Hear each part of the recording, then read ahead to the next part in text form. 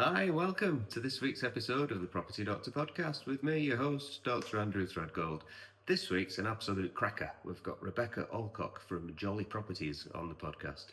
Rebecca, there's a lot of kind of similarities in terms of career paths with Rebecca and I. Rebecca is originally an accountant in professional services, and she's decided to go her own way and build her own future on her own terms. So this is a really interesting podcast for any of the watchers or listeners who are in the professional services field and feel trapped and want to do something with their lives. So we'll be talking quite a bit about that. Before I go any further though, most people that watch this don't like, subscribe, follow and all that stuff. So if you're watching this on YouTube, then please click these buttons that you have to and subscribe to the channel for more updates as and when they become available. So, without further ado, let's get over and hear what Rebecca's got to say. Hi, welcome to this week's episode of the Property Doctor podcast with me, your host, Dr. Andrew Threadgold. This week, we've got the wonderful Rebecca Alcock on the show. Now, before we started, Rebecca and I were talking quite extensively about football and leverage buyouts and FFP rules and all the rest of it. So I think who knows where we're going to get to with this episode. But Rebecca is an economist, an accountant by trade, who now has a very interesting property company called Jolly Properties. And I'm very keen to hear all about her and what she's up to in the property and investing space. So how are you doing, Rebecca? I'm good, thank you. Yeah, enjoying a half term without my children, which for anyone with children, as we've discussed, is quite novel. So yeah, I'm just enjoying a bit of downtime. Yeah, and you've spent, like all good property investors, on a bank holiday morning, you've spent your morning doing viewings. Yeah, yeah. So we're doing quite a lot of viewings at the moment, and the frustration is real in terms of the number of conversations that we've had trying to book viewings in, and it's like someone's doing me a favor to actually get a viewing in. Oh, I think somebody on Saturday, I asked for a viewing and they said we're quite busy, so I think the first viewing we've got is the 17th of June. What? Can you imagine if that was if that was your house that you're trying to sell and the estate agent's saying they've just reduced the price? So they've reduced the price on it, and now it's a 3-week lead time for a viewing. That is crackers. And you're in Sheffield? Is that right? Yeah, we're in Sheffield. Yeah. Is the market white hot down there or what? It's a bit of both. So Sheffield's a bit of a funny one. It's got a couple of really expensive and desirable postcodes. So which we invest in predominantly one of them. So the S10 postcode. It's the Hallam constituency, so Nick Clegg's constituency, right, when he had a constituency. And elements of that are some of the most expensive sort of roads in the country outside of London. So really high value. And so there's a couple of postcodes that are in their own bubble. So whatever's happening, you will sell all day long. So that is still happening. And then it's quite buoyant, sort of like, at the lower end, so kind of at the first time buyer end, really, really buoyant. So yeah, which is we're looking for flips at the moment. So we're looking for kind of first time buyer flips, which are a bit more difficult to find. But then also the sort of like 3-bed semi family home type flip in these really nice postcodes, which are, again, they're difficult, but actually as an investor they're quite easy to pick up at good prices if you get people that want to move quickly, because they're generally, families that are buying that have got to sell their house, that are that have then got to get a mortgage, etc. But yeah, it's definitely not the easiest to buy at the moment, but it never really is. So it's kind of just what we used to do. That is property, isn't it? You've got to have an awful lot of it's a numbers game, really. The more you do, you know, one will. The more no's you get, eventually you're getting closer to a yes, aren't you? That's the Yeah, exactly. So that's where we are at the moment. yeah, Lots of that no's. was yeah, absolutely.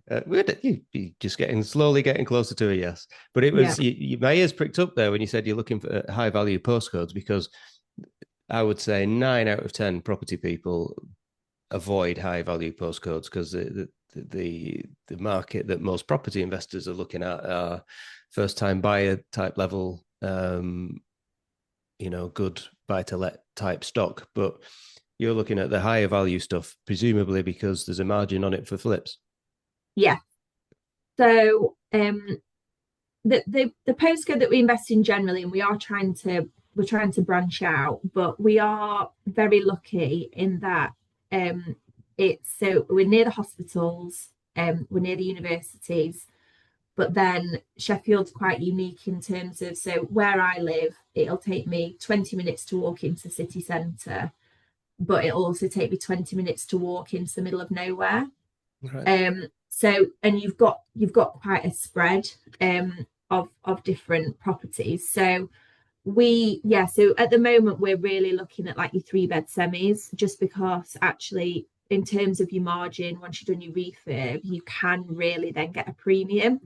And I find with that kind of property, you're into the realm of people don't really care what it's worth in terms of the market value.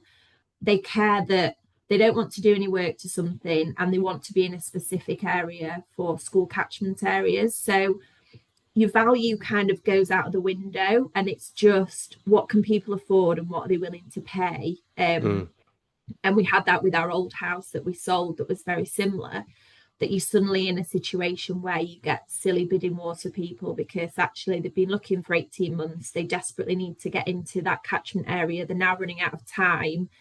And it does just become what money have they got as opposed to what is it worth. Obviously how investors buy a property is very different to how somebody buys a property that wants to live there for 25 years. Because it does really boil down to what are they happy to pay. So we've seen that's we're kind of moving into that niche, just from our experience of our own home, and seeing other things that actually we think there's quite quite a good opportunity, to add value as well, because a lot of people don't want to do they don't want to have to do a full refurb, and they've also not got the money to do that. They may have the money to be able to get the mortgage to get a property that is worth £700,000, but what they don't have is the money to buy something at 500 and then spend 200. So I think there's quite a big sort of area of the market around here that we're hoping to sort of zone in on in the next couple of years in terms of flips of that size. That's a fascinating kind of section of the market, though, because with the squeeze in wages. So one of the businesses that I own with my business partner Philip is a security and fire installation business.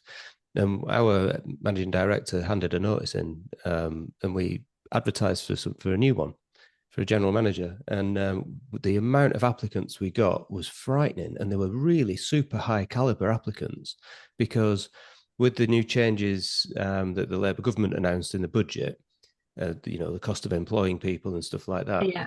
A lot of we noticed that there was a lot of people in that middle management sector, which I would imagine are your target buyer, that got made redundant off the back of the Labour budget. So I don't know, but obviously you know your market. So I'm just wondering how what the pool of buyers is like in terms of their income for that pool, when there's so many of those people being made redundant, or certainly in Norwich anyway, where our business was. Yeah.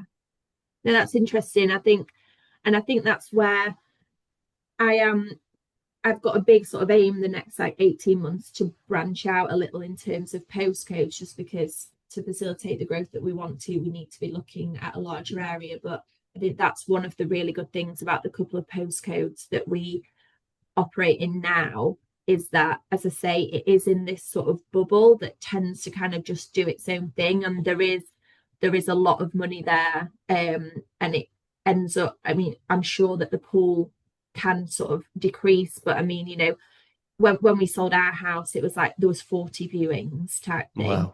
Yeah. And that's the norm. That's not like, that's obviously that's the kind of thing that you were seeing during COVID.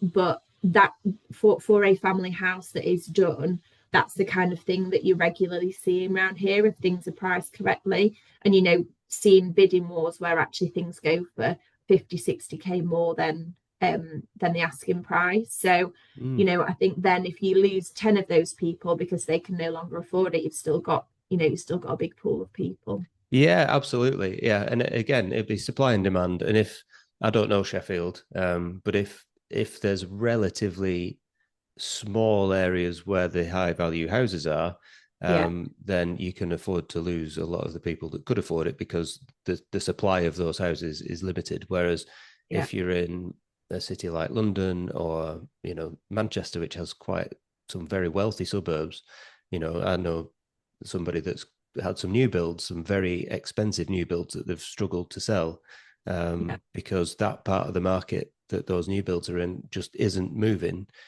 Yeah. Because there's a lot of them in Manchester and the M62 corridor. Whereas so if Sheffield just has a couple of pockets, a couple of bubbles, then you're insulated to some degree, aren't you? Yeah, definitely. Yeah, fascinating. I love it. Well done. So is flips your main priority then, or what's at the moment? So we've had a few years in the run up to me leaving work. So I left work in September, and we had 3 years in the run up to that focusing on HMOs for cash flow. And since I've left, we've kind of got the cash flow in place that we need, but for us both to be full time in the business. And we're definitely having a push sort of the next 18 months on some flips. So also looking at buying more, in volume. So we bought a block of 3 flats earlier this week. Definitely more of that, but a big focus on that, just to kind of replenish the capital pot, and kind of, it's also something that it works. So we've done it now. We moved into our new house about 6 weeks ago, and we sort of did a carbon copy of what we'd done at our old house. So we've seen that works and those numbers work. So kind of really trying to dial in on those. But so we've got like a 2-strand strategy of flips, and then also sort of trying to buy at volume. I mean, we haven't done a flip for about 4 years, but that's how we started doing flips on a lot smaller scale. And I think the smaller ones are a bit, just from looking, I wouldn't mind doing a smaller one. But we started doing like a sort of 2-bed terrace that would then convert the attic and make it a 3-bed. And the numbers at the moment with those are looking quite tight, which is why we've then just moved up a little bit to sort of the 3-bed semi, just because there's that bit more wiggle room in terms of end value. Excellent. Yeah. Now, forgive me, but the accountants and people with financial backgrounds that I know are incredibly risk averse. So how on earth does somebody from an accountancy economy background end up in property? So the first thing that I always say to people is, if you want to do stereotypical accountant, that's not me. I'm the least I'm the least accountancy accountant. So how did I end up in property? I've always been a bit obsessed in property programs and homes under the hammer and all those things. When me and my mum, I was about 15 when me and my mum were moving house, and I was trying to convince her to buy like an absolute wreck that we could do up, and she's obviously thinking, what on earth is she on about? Like, what? How are we going to do that? What's she getting me into? And she didn't. But I've always also been obsessed with owning my own home. So when I went to university, I was really lucky that I was supported by my dad through university, and I then also got a job, and it meant that I saved my student loan. And so by the end of my 3 years at uni, I had a house deposit because I'd saved my student loan. So I've always been obsessed with it. And then so I bought my first house as soon as I started work. And then at the time, my boyfriend, who's now my husband, he'd done a bricklaying apprenticeship. And he worked for just like a general builder. So when I bought my house, we basically knocked a few walls out, did a few, it was just like a 2 up, 2 down, but we did some stuff to it. And that's where it started, really. Nice. And then I think you get 2 different strands of people in property. They either sort of set out and that's what they're going to do and it's a plan from the start, or it happens accidentally. I was definitely a little bit accidentally. So after I bought my first house, I inherited some money and I decided to buy 2 buy-to-lets. But they were on repayment mortgages and it was just meant to be my pension, right? Basically. Yeah. So it was still never. I was doing my chartered accountancy. Never really knew what I was going to do. I knew that I was not going to spend my life as an auditor, which is where I started. So yeah, that kind of happened, and everything was when the government talk about hobby landlords, that was us. With those first 2, I was sourcing. I think we had a sofa in that was my husband's grandma's old sofa. Like we'd be totally embarrassed to have those, properties in the portfolio rented out now. But yeah, it just kind of then snowballed a bit from there, to be honest. My husband's very good at, when I have a fantastic idea, which clearly I always think my ideas are fantastic, he just goes with it. So right. Yeah. So when we're having our first daughter, I decided that I didn't want him to have to be on site all the time, 8 till 4:30, work on Saturdays. There was no flexibility. So we basically refinanced the 2 buy-to-let properties and pulled quite a lot of money out because they'd gone up in value and also they'd been on repayment mortgages. So we used that money and then we started doing flips. So he left work and he did the majority of the work on sort of our first few flips. So that's kind of where it started. And then it's just sort of escalated from there. About 3 years ago, I sat down with a mentor and we had a discussion about what my plan would be, whether I wanted to do this full time. And I just sort of laughed and I was like, no, of course I don't want to do this full time. Like I've got my career. Like, why would I want to do it full time? And yeah, that was 3 years ago. And then 18 months later, I'd handed my notice in. So what changed then? What changed for you to suddenly ditch the career? A few things. So when I went back to work after having children, so I'd always gone back to work in between, but when I was getting ready to kind of go back properly, because we'd had our 3rd child, which was our last child, and all those things, I ended up, at that point, I was working for a large financial services firm and in corporate tax. So I was a corporate tax advisor doing a lot of stuff with owner-managed businesses, private equity-backed businesses, just doing general corporate tax advice.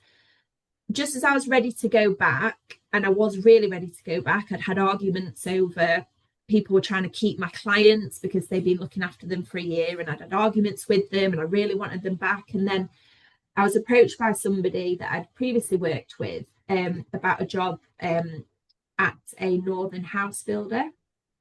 So I didn't go back to work to my old job, and I went to NJ Gleeson, who are a northern house builder, and went to set up their internal tax department. So they were bringing their tax in-house. So and at that point I really sort of found my calling, because it was a much more of a business partner role. It wasn't particularly technical because I had responsibility for every single tax across the whole business.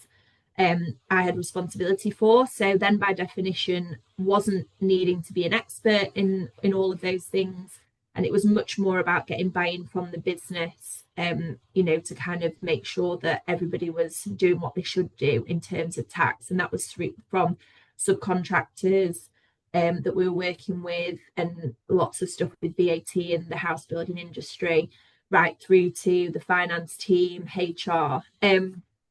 And I really found my calling, to be honest, and I absolutely loved it. And in the end, I basically got a bit fed up with the whole, anyone that's worked in the corporate arena, promises of team members being recruited, but actually no, the budget's being cut, so you're still on your own, and promises of promotion, but actually you've got to prove yourself a bit more. And one day I just I won the Prosperity Network Best Newcomer Award in December 23. And I remember at that point thinking, what am I doing? Like, why am I absolutely, and it was a lot at that point. I was doing 5 days a week, but I'd condensed it into 4 days so that I had a day to do property. But then I also had our youngest at home for half of that day. It was a lot of evenings, weekends, it was just a lot. And I just remember thinking, like, I don't actually need to be here. And my love for it had gone. There was a massive ego thing for me that I wanted to get to a certain point in my corporate career. And I thought, what, it doesn't matter. Like, why does it actually matter? Why don't I just go and concentrate on building something for me and my family that I'm completely in control of? So I kind of felt like I got a bit of I definitely wasn't ever planning on doing it as early. But I kind of, as I say, because I got a bit fed up, I got given a bit of a nudge. And actually now I think, gosh, why didn't I do it sooner? Yeah. But I think you always think that. I think you always think, why didn't I do it? But yeah, that was, so I'm now sort of 9 months into full time. And Regretting it? There is not one thing that I miss. I don't think there's not one thing. No, I'm lying. There is one thing that I miss, and it's having a team of people that you can coach and mentor and kind of, and the training element. I did a lot of work across the whole business with, training people. That's the one bit that I miss. But I've replaced that with, I'm now doing some mentoring for property beginners, Right. which has filled that gap very nicely. So yeah, that's the only bit that I did miss, and now I don't even miss that because I've covered that off. That's interesting. So it's 13 months since I retired from medicine. Yeah. And I don't miss any of it apart from every Thursday I used to work. I used to I always said I used to play with seamen because Thursdays I was a doctor for the Maritime and Coast Guard Agency, and they'd send sailors for medicals and captains on super yachts and things like that. So every Thursday I got to chat with these really interesting people. Yeah. And I missed that. That is the one thing about my old job, being a doctor, that I miss. And it's the meeting new people that have got interesting stories. Yeah. Now I substitute that to a certain extent with business owners. When I'm trying to buy a business or whatever I'm trying to do, if I'm meeting somebody that's achieved something, that's had aspirations, and I love the story, I love hearing, which is why I do this podcast, really, because where else? And I did a talk the other week, and they were asking me about the podcast, and I said the one thing about doing your own podcast is that you get an hour and a half, however long it is, to sit one-on-one with someone that's got a story. And where else can you get that? You know what I mean? It, like, your story is fascinating, the way that your career has progressed, and you had that realization about actually what matters in my life to me. Yeah. isn't my career. That's it's got no substance to it, really. Yeah. No. There's a much more wholesome purpose. I Yeah. think it's fabulous. I Yeah. love it. Thank you for sharing that. It's brilliant. Yeah. No, it's I mean, I was really well supported by my husband's brother and his wife are both self-employed, um, and have both do very different things. But I remember them saying, people will say to you, oh, what are you doing? And Yeah. it's crazy. You've And got a like, good job. What are you honestly, doing? yeah, yeah. And I remember I remember some of my husband's friends, partners saying to me, "But you've worked so hard for that job." It's like, well, yeah, I have. You're right, but it's not serving me a purpose anymore. And actually, I've worked really hard to be in a situation where I can just say, I'm done with this. And I think as well when you're in property, and I find it's quite easy to become blasé about numbers because Mm. there are some really big numbers flying about. But then it is quite helpful because even on a really good salary where you're trading your time for money, if you actually boil it down to what you would need to do in the course of a year extra in property, to me, it always felt quite manageable. Mm. It's like actually, if I think, what I need to achieve whilst having my full attention on this, suddenly didn't seem that much of a big deal, and as I say, seemed really achievable, whilst also having complete flexibility. And I think that's the big thing for me. I was very lucky in my corporate job.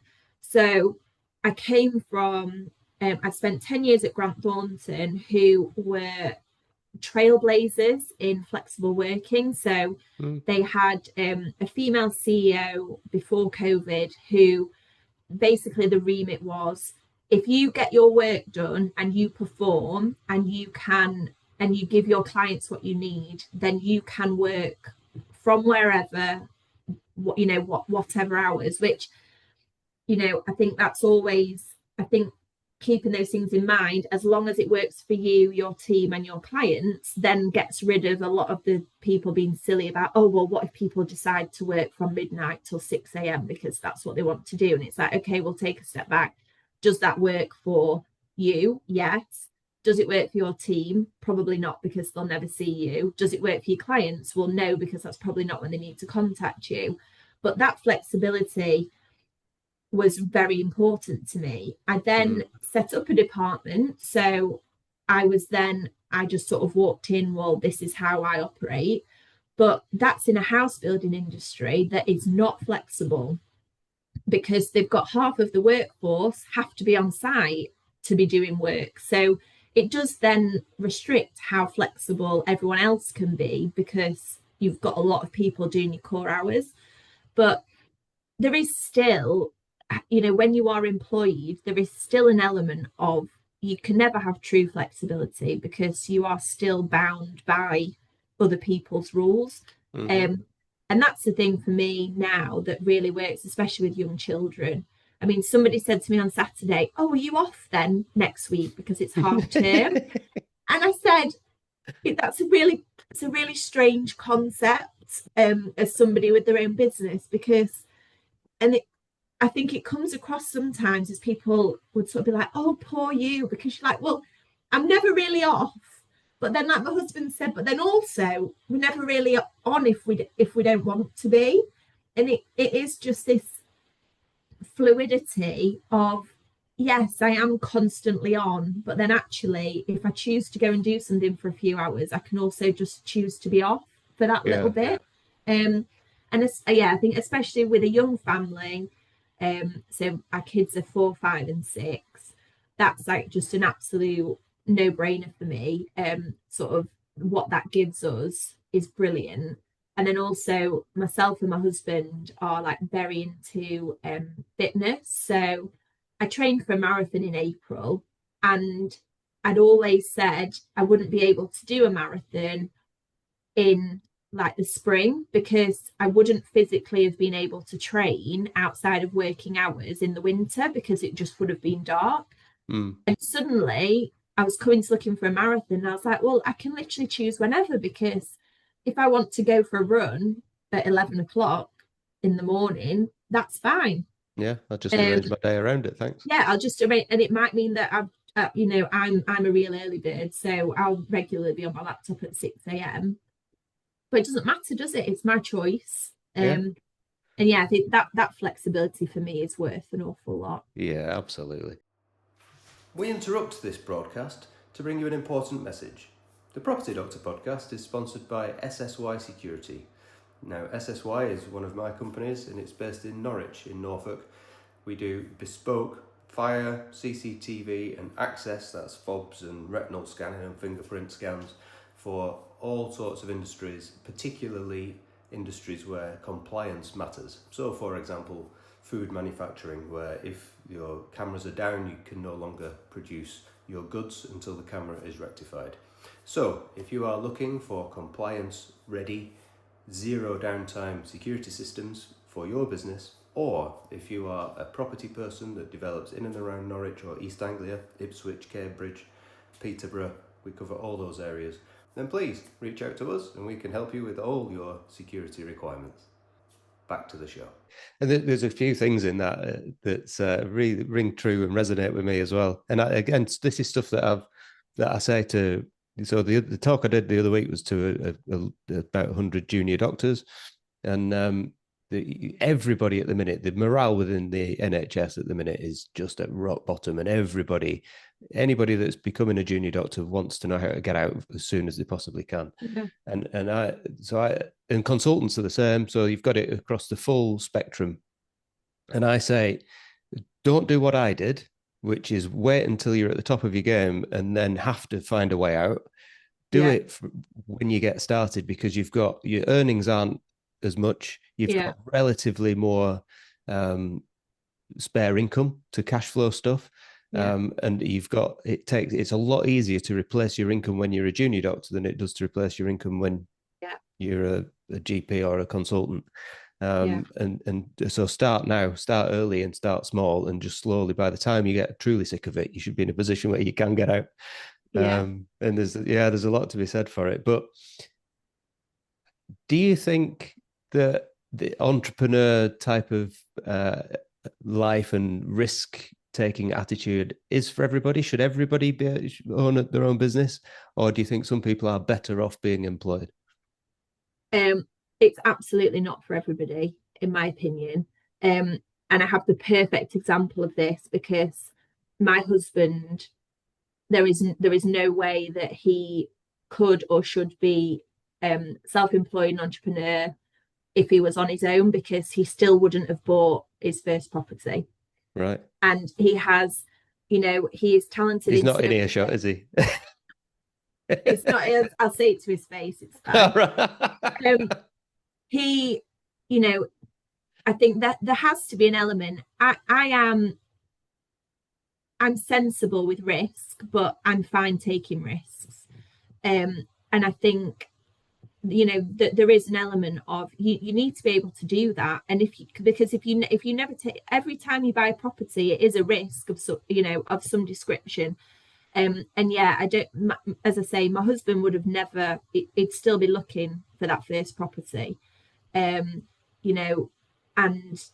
that sort of paralysis of not going for anything, I think, clearly, you've got to be sensible, but it's all a risk. And I think it is. And that really comes down to mindset. And I think what I've recognized as well is a lot of it's really hard to change that mindset. And I think a lot of it is sort of how we're brought up, the environment that we're in, which puts people at kind of an unfair advantage in a way. If I look at sort of my good friends and their reactions to things that are deemed risky, is polar opposite to my husband's family and friends and their reaction to something that's deemed risky. So yes, I'm trying to think. So about 18 months ago, I had a delightful idea that we should sell our family home, because we had a load of equity in it, and I wanted to use it for the business, basically. So it was You wanted to get your September. grubby paws on it. And so September 2023, I was like, right, let's put the house up for sale. And we sold it for way more than we could have imagined. So it ended up even better. And the plan was always, we'll sell, we were fine kind of with the person that was buying from us. We'd gone for the highest offer. They were in a chain. That was fine. We were in no rush. We hadn't started looking for anything else. We weren't going to. We ended up buying a 1-bed flat that we all moved into. But when I told my friends what we were doing, and even when we moved, their reaction was amazing, like, wow. Because, and then you'll use that for the business, because it was like, we're doing this to grow the business, blah blah blah. The reaction was fantastic, like, yeah, you're a bit mental, but we knew that anyway, but that's brilliant. The reaction then from a lot of my husband's friends was, well, what on earth are you doing? Yeah. Like, well, weren't you like, you'll have been close to paying your mortgage off. Like, why? What are you doing? And well, that's like, wasn't that your dream house? And just like, they couldn't understand it. And that was really interesting for me. Like, it wasn't particularly surprising, but I think it does show as well the people that you're around really kind of dictate. I mean, I don't, to be honest, and I don't know where this has come from, and I really hope I can pass it on to my kids. I don't care what anyone else thinks. Like, it's a great skill to have. I literally, even my really good friends, if I still think I'm right, right, well, nobody can make me doubt myself, really. Which is really good, because I think a lot of the time in property, like, people say to us all the time, why don't you just stop? Why don't you just stop? Then there's no juggle of cash flow and you're like, yeah, I could, but that's not the point. I'm then what am I going to do? Yeah. What am I going to do? What am I actually going to do at 34 if I stop? Like, that sounds really miserable. But yeah, so I think, whereas my husband's a bit more, if he gets people saying, oh, are you sure? Like, oh, why are you doing that? That makes him, like, he doubts himself a bit more. And it's like, you know what? If you've thought through what your plan is, it's not like you're being whimsical and you've just decided randomly. Like, I didn't just one day say, right, we're putting the house up for sale and who knows what's going to happen. There was a very clear plan, and, that whole kind of short-term pain for long-term gain and all those kind of things. Like, there was a plan. It's like, if you've got a plan, stick to it and kind of be confident in your convictions, which, yeah, as I say, I feel lucky that I can do that, because I see a lot of people and it definitely holds them back. And people are well-meaning, aren't they? It's not necessarily people, a lot of the time it comes from just genuine concern, because it's not something that they would do. Yeah, they want to protect you. They don't want you to get yourself into trouble. Yeah, exactly. But I think, if you've thought about it, and you've got, it could still go wrong, but I think as long as you've thought about it, just go for it. So yeah, I'm forever trying to get the kids, just instill in them, just go for it. Like, don't doubt yourself. Just have an idea and run with it. Yeah, for sure. And what is the worst that can happen? You start again. Exactly. And this is the thing, when I left work, it's like, I've had 3 lots of maternity leave where I've had, nearly a year off. I'd never had any trouble going back to work. So your worst case scenario is you start looking for another job. And it's like, if that's your worst case scenario of trying something that in a year's time you have to say, that didn't work, I'm going to go, well, there's not really, you literally have nothing to lose. Yeah. Yeah, as you grow, you get the similar conversations. We had a family member say to us the other day, we went out for tea, and we've not seen them for a while, so they were asking what we'd done over the last year, and we've done quite a lot. And I talked about the businesses we've bought, and we've got another couple of offers in on other businesses, and it was like, well, what's the end? What are you going for? What is the end goal? And I said, well, my original end goal was to get out of medicine. So that was my life goal that I Yeah, achieved. From now on, I don't really have an end goal. It's about personal growth. But the one thing that actually, the more I grow as a person, the more stuff I collect, the more properties and business I seem to collect. But actually, what really makes me do what I'm doing is I'm petrified of time running out and me to get on my deathbed and think that I'd never rinsed out what limited potential I've got. And that's the only thing that yeah, I do it for, really. I'm petrified of not exploring whatever it is I can do. yeah. And I think again that's that's about recognizing yourself, because that's not for everybody. And we have we've got a mastermind group of property friends, and I said if I say, oh, we're just having like a quiet couple of months, everybody laughs. And I think it's, you need to know what works for you. Mm, And I think we have got sort of, we think in the next in the next 5 years, we've got a very clear plan, but then the end goal of that probably looks very different for me and my husband, because I want to be in I I want to be doing stuff, and I mm, probably want it to be a little bit sort of high stress, because that's where I thrive. Whereas we'll end up, we'll be side by side type thing, but I don't want to drop the kids off at school, not do a lot, and then go and pick them up. I mm, know that I want to be doing stuff in that time, and it needs to be working my brain, and it needs to be work related. Whereas my husband basically says, well, we'll get to there and I'll be off just training for marathons and triathlons and whatever. And equally, that's fine. He's not got a desire for the personal growth in the work sense. He wants to be off getting fitter and faster and mm, whatever, which, and I think as long as you're clear, like there isn't a right answer for anybody. But what does frustrate me is when people, I always think I try really hard to understand other people's point of view and not make assumptions. And that's the only bit that frustrates me, really, when people sort of look down on what you're, when people say, well, like, well, why haven't you stopped? And it's like, well, because I don't want to. mm.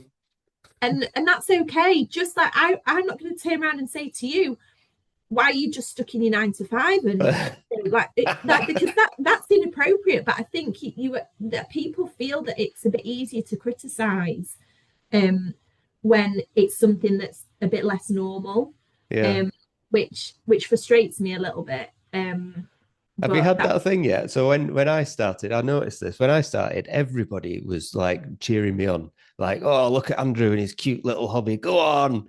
And then you get to kind of the middle part where you could probably leave work if you wanted to, and people start to think, and they become a little bit less enthusiastic for you. And then as soon as you get to the point where they would feel uncomfortable doing what you're doing and they know you could leave work, they start kind of almost hating on you. And I had that before I left medicine. Actually, my partners in my practice, some of them were setting traps for me to try and get me into trouble because they detested the fact that I could just fuck off if I wanted to. yeah, So have yeah, you experienced any of that? yeah. So when I started my new job after maternity leave, I was very open. And I said, look, we've got this business, like my husband does it full time. You know, it was a big selling point. Like it was a lot of things that I could then talk about in my interview, because, I was going to work at a house builder and I've got a clear interest in property.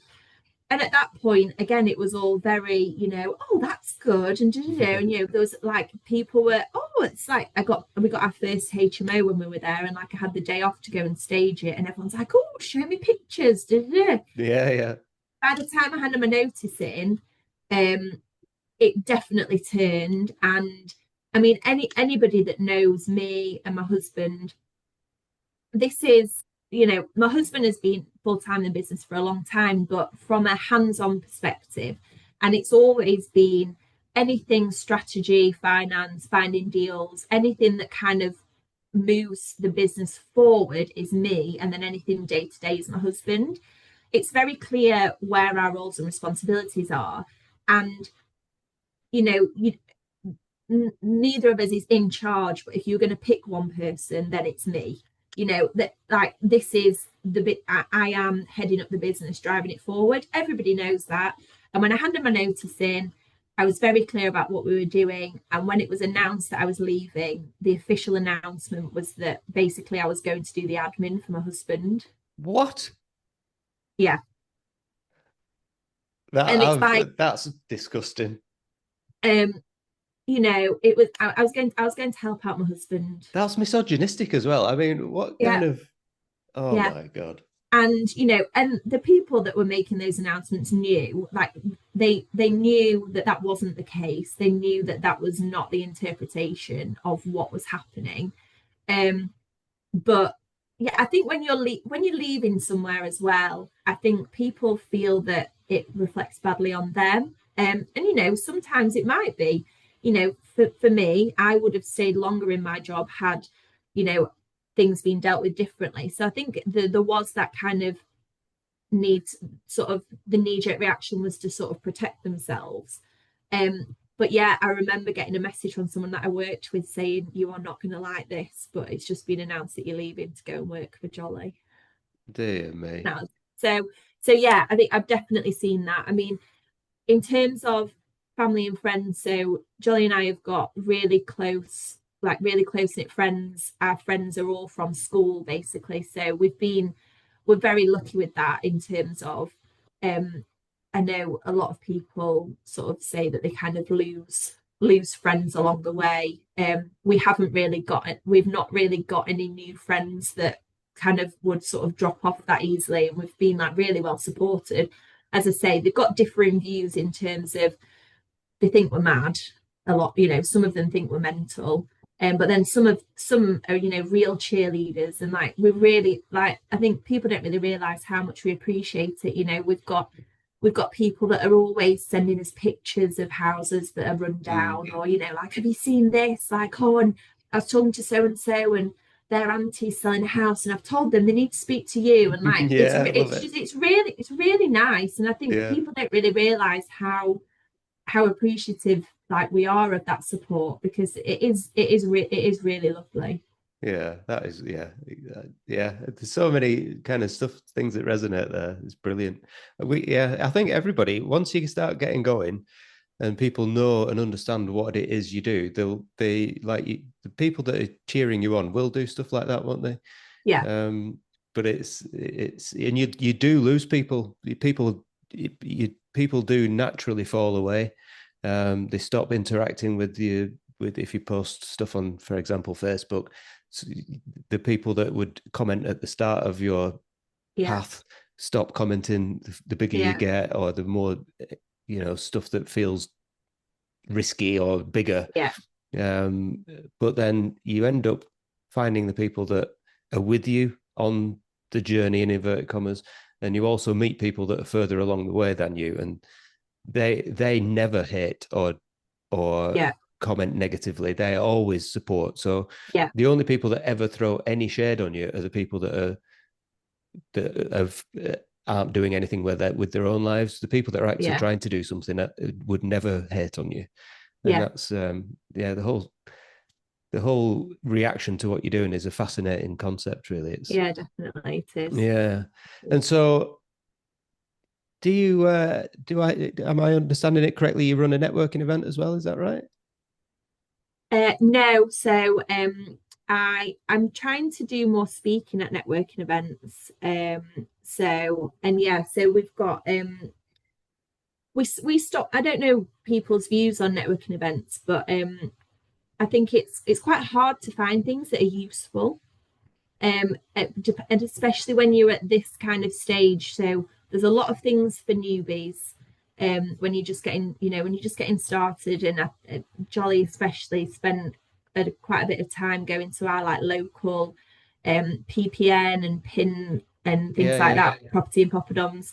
And it was a really good space for him to talk about what we were doing. And that, in terms of development, that was fantastic. But I think then there is a gap for once you know what you're doing and you're looking for growth, especially locally. Like I now attend quite a lot of the, I say quite a lot, I really don't like doing things in the evening. So anything that's in the evening, I'm like, because you're a morning person, you want to be in bed. I should be in bed by the time that finishes. But I do make myself sort of about once a month go to some of those things now, because it's a really good place for me to meet people that want to be mentored. But yeah, I think there is a gap. And for us, obviously, we joined Prosperity Network, and that's like the perfect space for us. In terms of there's always somebody doing way more, but then there is also people doing less. So you still feel that you can add value and help, and that you've got advice to give, but then you can kind of go up the ladder and get some support there. The other thing that we have done, and I can't take credit for setting this up, is there are a few of us, and most of us are in Prosperity Network, that have what we call our Northern Mastermind. So we meet up every other month. And there's about eight businesses, so some are just individuals, some are couples, and we meet up every couple of months for a full day, go through everyone gets like a half-hour slot, and it's like challenges, what do you need help with? Wow. And I feel like that's a really that's really powerful. We've got like a really good group of friends now that'll help each other. We're all doing similar stuff, but then also very different. We're all at similar stages, but trying to get to different places, got different skill sets. So yeah, we've found that really, really useful. Brilliant. Yeah, I bet I could probably name the people in your little mastermind if they're mainly prosperity people, but yeah. And then, so if you're looking at scale, yes, you can't possibly be self-funded if you're looking for scale. Do you use investors? Yeah, private investors. So I speak the same language as a lot of private investors. So yeah, we've had a lot of success in raising private investment. We raised our first private investment 2 years ago. We had raised investment slightly earlier than that, but from family. Mm-hmm. But if I'm talking about kind of strangers, so yeah, we raised our first private investment 2 years ago, and that is just growing and growing and growing, because obviously to scale, that is sort of the main way.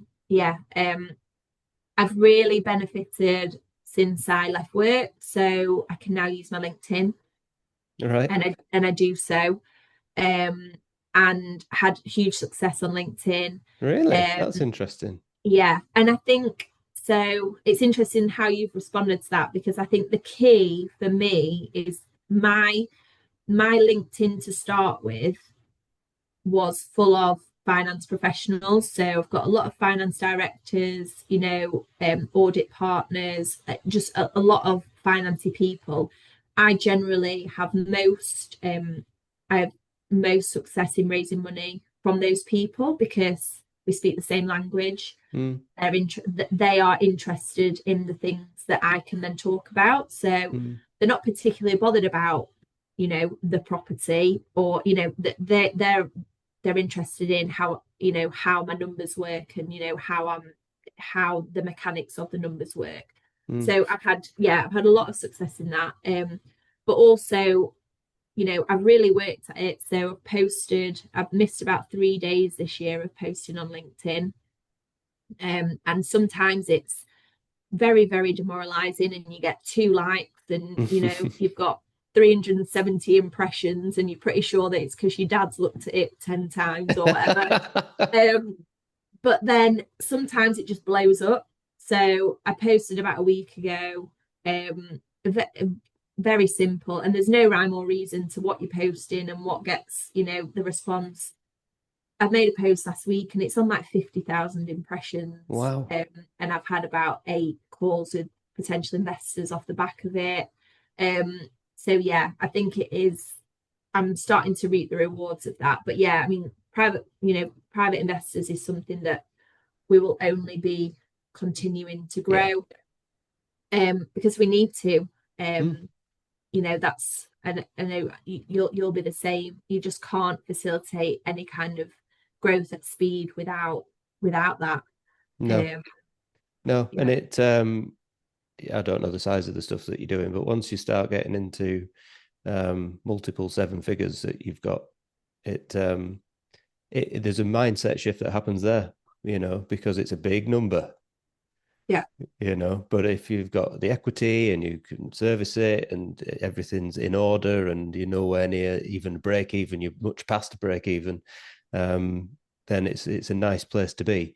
But when you get a large amount of people's money, sometimes, like, this is getting quite deep here, but I find my mental resilience for all the stresses of day-to-day life, running several businesses that I do, and in various sectors, and running trading businesses rather than property businesses is different gravy.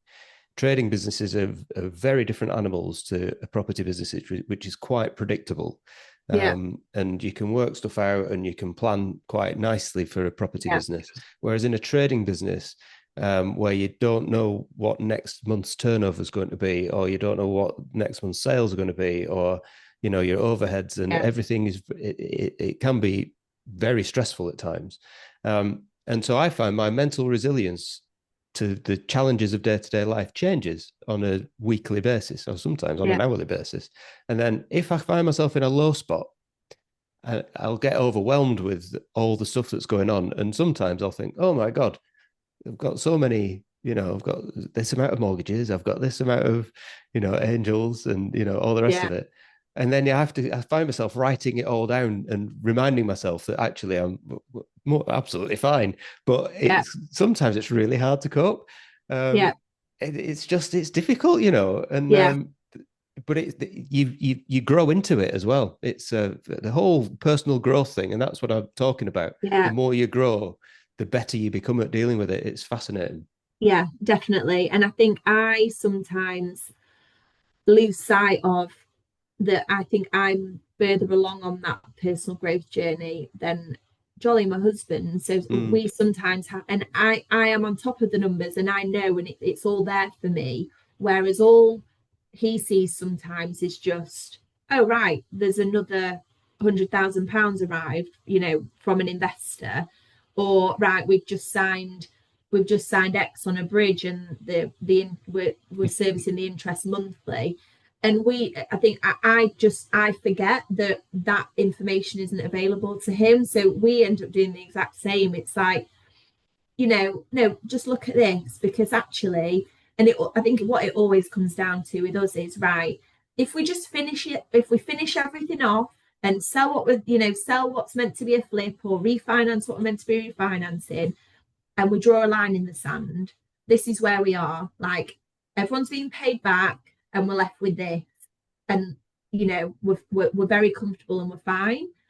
The uncomfortable bit is that we're still going. Yes. That's where it's, because we're still growing, because you have to be uncomfortable if you're growing. We regularly kind of go through that. It's like, right, just a reminder, like, this is where we are. And it might feel like, we're juggling things coming in and out and etc.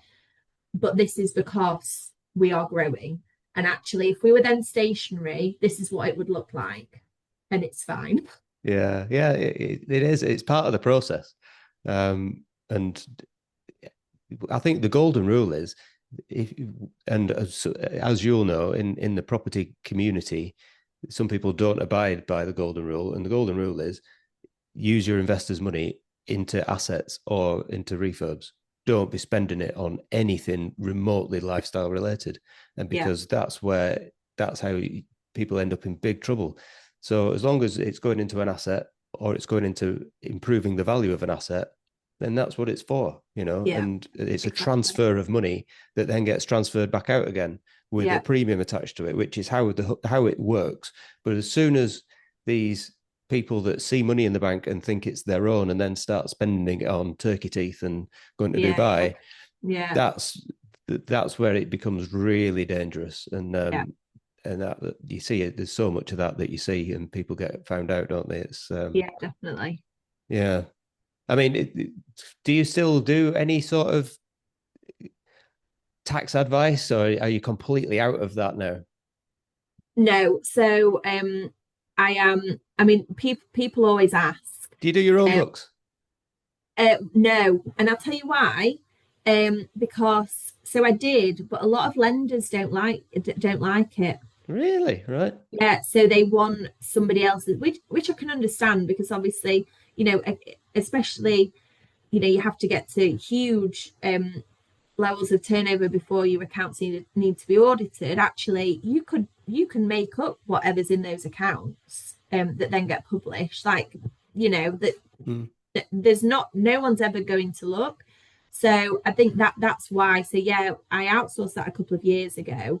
And I think the thing that I always say to people, yes, I have more of an idea of what people should be doing from a tax perspective, like in terms of accounts. Like, I could do the accounts myself.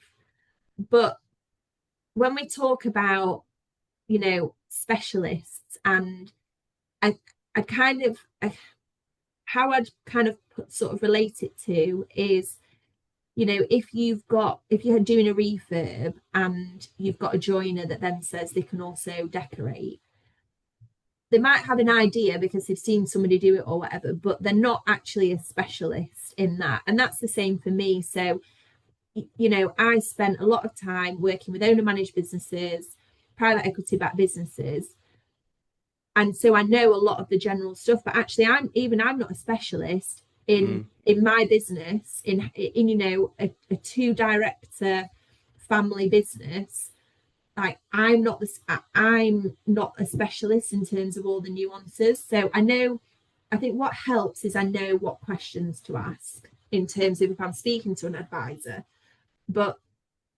And I can help people generally again with, well, okay, so have you asked? And when I do quite a lot of stuff with mentees, I'll always say, I'm not advising you, but why don't you go away and ask your accountant advisor? Why don't you ask them these questions? Because it's about, I think sometimes advisors are a bit pants, and they sort of, you have to ask the right questions to get answers from them, which isn't very helpful when you don't know what you're meant to be asking. So I think that's my only bit that I'm sort of further ahead, but I would still absolutely always take advice from somebody that can, is a specialist in that area.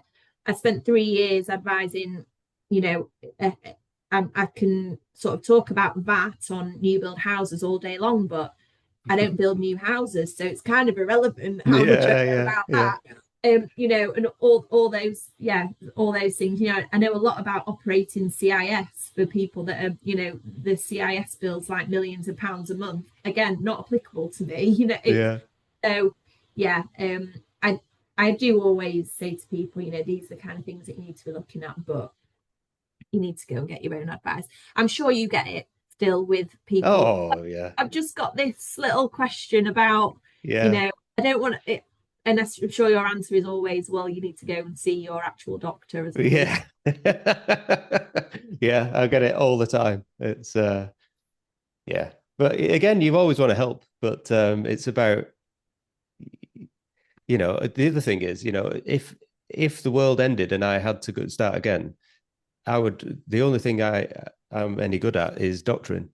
And what I don't want to do is ever risk that by treating somebody or giving them advice or prescribing for somebody, which I still can do legally and legitimately. But I'm not backed by anything now because I'm completely out of medicine. I've still got my license to practice, which probably lasts until October. They might extend it another year because I've only been gone just over a year, but you're supposed to do a certain amount of clinical hours every year to maintain your license. And if you don't, then they start scrutinizing you, or they just stop your license and remove all your accreditations for prescribing and stuff. So what I can't be doing is jeopardizing. I mean, to be fair, it would be something would have to go seriously wrong for me to go back to medicine.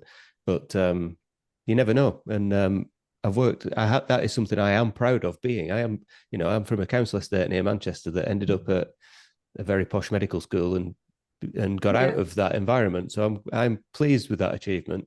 And I don't want to diminish it by doing something that could cock it up after I've left. Do you know what I mean? Yeah, no, that's completely understandable. Yeah, interesting. So if people are inspired and intrigued by you and your story and want to know more, where can they find you? So I'm on LinkedIn, Rebecca Alcock, and I'm gonna have a right good dig into your LinkedIn after what you just said. And then I'm on Instagram, Jolly Property JP. Wonderful. So yes, find it there. I'm trying to be more active on Instagram too, because it's one of those things, you should be, it's good for your business, but it's just another thing, isn't it? Another thing to add to everything. So trying to be very active on Instagram and LinkedIn. Yeah, social media is vitally important. All the opportunities that I've had, for example, one of the businesses I bought, the portfolio that I bought last year, the bigger angels that I've got all came through social media. And a lot of the time it was people that have been watching for years that come out of the woodwork, and you don't even know that they're following you. No, and they're probably not even following you. They're just looking, but they never click the follow button. Yeah. And I found that a lot with LinkedIn as well. So if I see anybody now that is on LinkedIn that I maybe used to work with or anything like that, the first thing they'll say is, oh, and I've been seeing this on LinkedIn and and you've been doing this. And not once is it somebody that likes anything. Yeah. So the swines, aren't they? Yeah. That would really help the motivation when I got 3 likes and 35 impressions, if I actually knew that but so I think you just have to be persistent with these things and kind of trust in the process. But it is I think people do a lot of watching and not interacting, and then that's when you need people like your mum that like everything, comment on everything, just to show that she's there. Cheering you on. Go on, Rebecca. Brilliant. Well, Rebecca, it's been an absolute pleasure. Thank you so much for your time. And I will put all your links and everything in the show notes. And thanks for coming on. It's been a pleasure. Yeah, it's been great to chat. Thanks, Andrew. You're very welcome. Take care.